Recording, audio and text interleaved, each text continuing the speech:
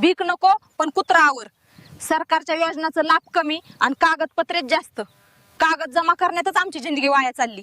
हल्लीच सरकार काखेतलं काढते, बाजारात मांडते. सकाळी एक फतवा, दुपारी वेगळा आदेश आणि संध्याकाळी पुन्हा रात्रीची नवी घोषणा. नेमकं काय सुरू आहे राज्यात आणि जवळपास देशात? संपत आलेला आहे आणि पुढचे 8-10 दिवस जो आहे तर तो आता जोराशोरात लग्न सराईचा हंगाम सुरू आहे आणि अशातच शेतकऱ्यांची खरीपाची निविष्ठा खरेदी करण्याची किंवा शेतीच्या हंगामाची तयारी आता जोराशोरात सुरू होत असते आणि अशातच सरकारकडून सांगण्यात येतं की जी काही प्रवीण प्रदेशी नावाची जी काही समिती सरकारने कर्जमाफी संदर्भात स्थापन केली होती तर तिचा अहवाल सरकारकडे प्राप्त झाला असल्याची माहिती पुन्हा एकदा सरकारने किंवा सरकारच्या वतीनं प्रसिद्ध करण्यात आली.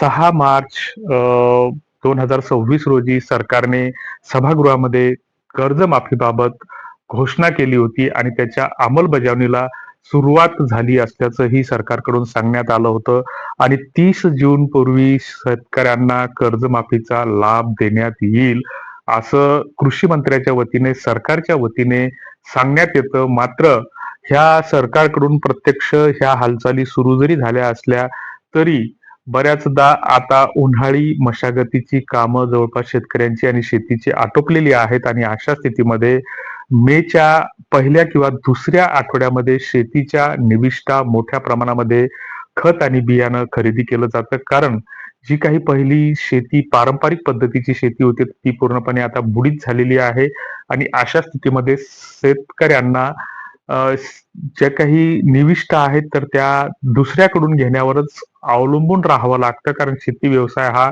पूर्णपणे परावलंबी झालेला आहे. अशातच सरकारकडून सांगण्यात आलं की कृषी कर्ज जे आहे, जे नियमित शेतकरी आहेत किंवा जे नियमित कर्जदार शेतकरी आहेत तर यांच्यासाठी कृषी कर्जाच्या रकमेमध्ये 10 ते 25% पर्यंत वाढ करण्यात आलेली आहे.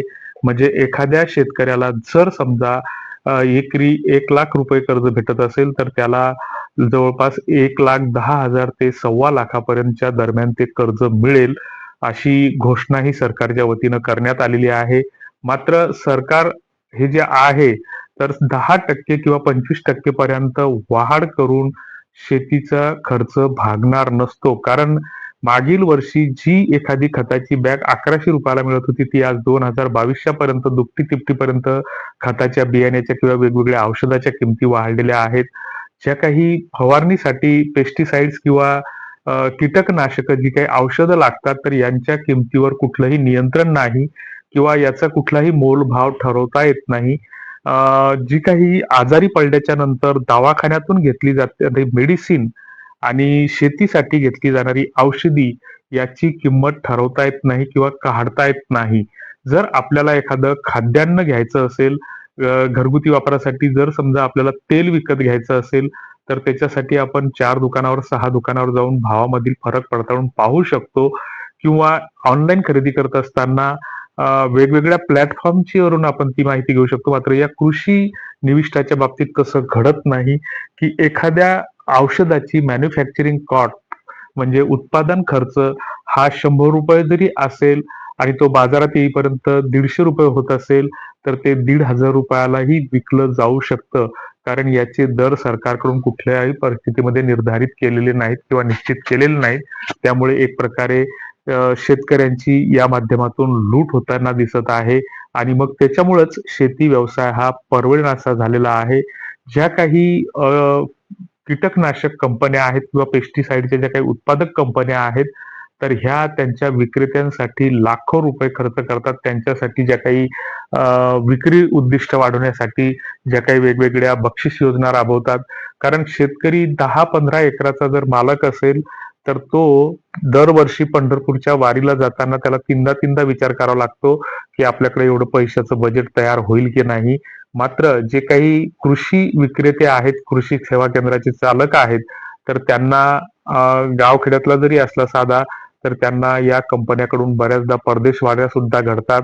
मोठमोठ्या हॉटेलमध्ये त्यांचं सेमिनार ठेवले जातात किंवा त्यांच्या चर्चासत्र ठेवले जातात किंवा प्रशिक्षण ठेवली जातात. ह्या सगळ्या गोष्टी घडतात आणि याच्यावर कुठंतरी नियंत्रण असणं गरजेचं आहे.